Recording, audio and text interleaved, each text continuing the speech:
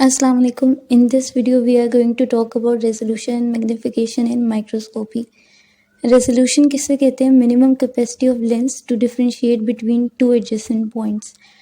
Two adjacent points क्या होते हैं? Let's suppose कि अगर एक ही साइड पर दो पॉइंट्स प्रेजेंट हैं और हमने क्या करना है, उनको डिफ्रेंशिएट करना है with minimum capacity of lens, तो वो क्या होगी? रेजोल्यूशन होगी. आई रेजोल्यूशन कितनी होती है? 0.1 मिलीमीटर. और मैग्निफिकेशन किसे कहते हैं? जब हम ऑब्जेक्ट्स के साइज को मैग्नीफाई करते हैं, यानी कि increase in image size of an object than original. जब ऑब्जेक्ट की इमेज साइज को हम इंक्रीज कर देंगे तो वो मैग्निफिकेशन होगी. जब मैग्निफिकेशन करते हैं, मैग्निफिकेशन इंक्रीज हो जाएगी तो रेजोल्यूशन भी इंक्रीज हो जाती है. That is resolution is directly proportional to magnification. अब ये कैसे होती है कि जब हम किसी भी इमेज के साइज को, यानी कि किसी भी ऑब्जेक्ट के साइज को इंक्रीज करते हैं, जैसे कि एक पॉइंट है, लेट्स सपोज कि वो ऑब्जेक्ट है, उसको अगर हमने ऑब्जेक्ट के साइज को इंक्रीज कर दिया तो उससे क्या हो जाएगा कि उसको जो है ना, उसको ऑब्जर्व करना या उसको मतलब हम लेंस के थ्रू जब देखेंगे तो उसको देखने के लिए मतलब हमें ईज हो जाएगी, हम उसको साइंस से देख सकेंगे.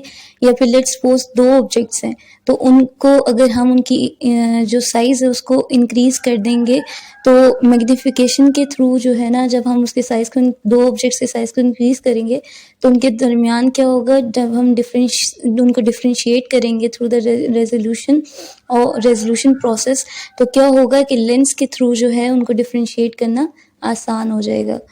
Different lenses have different magnification, तो हर लेंस की डिफरेंट मैग्निफिकेशन होती है, ठीक है, और इसलिए उसको एक्स से रिप्रेजेंट किया जाता है.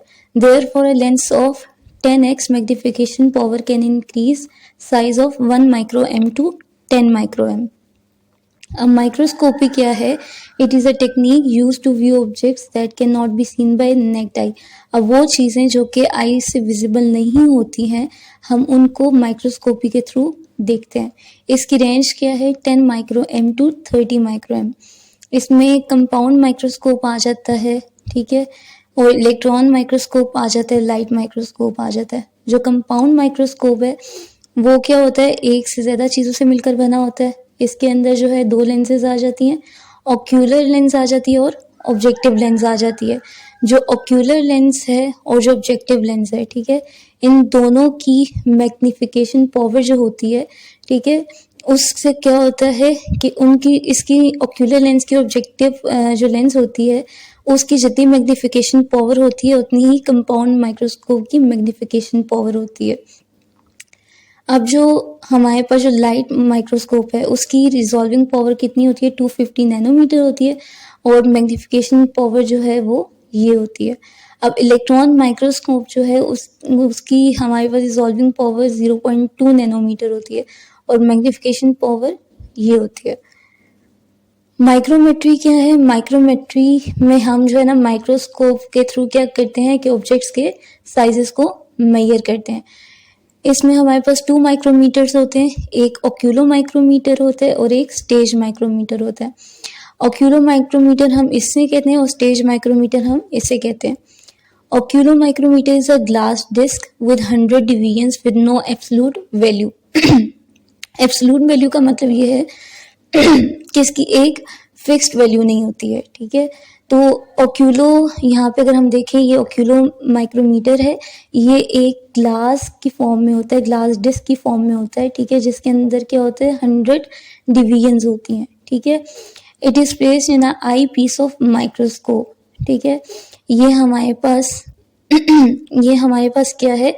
माइक्रोस्कोप के अंदर जो है ना, हम इसको आई पीस के अंदर रखते हैं, ठीक है ना. यहाँ पे हम माइक्रोस्कोप के अंदर आई पीस के अंदर रखते हैं, ठीक है, ओक्यूलो माइक्रोमीटर को, और फिर क्या करते हैं? And is calibrated by stage micrometer, ठीक है. और फिर ये जो स्टेज माइक्रोमीटर होता है इसके थ्रू हम इसको जो है ना कैलिब्रेट करते हैं.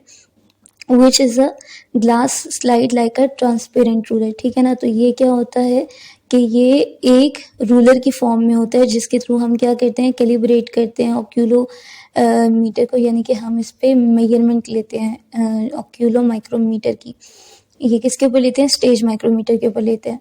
By superimposing images of oculometer and stage micrometer scales, it is calibrated so the size of object under microscope is estimated. तो इस तरीके से ऑब्जेक्ट का जो साइज होता है वो हमारे पास through the oculomotor micrometer and stage micrometer क्या होता है, थ्रू द माइक्रोस्कोप हमारे पास जो ऑब्जेक्ट का साइज होता है वो हमें माइक्रोमेट्री के अंदर पता चल जाता है.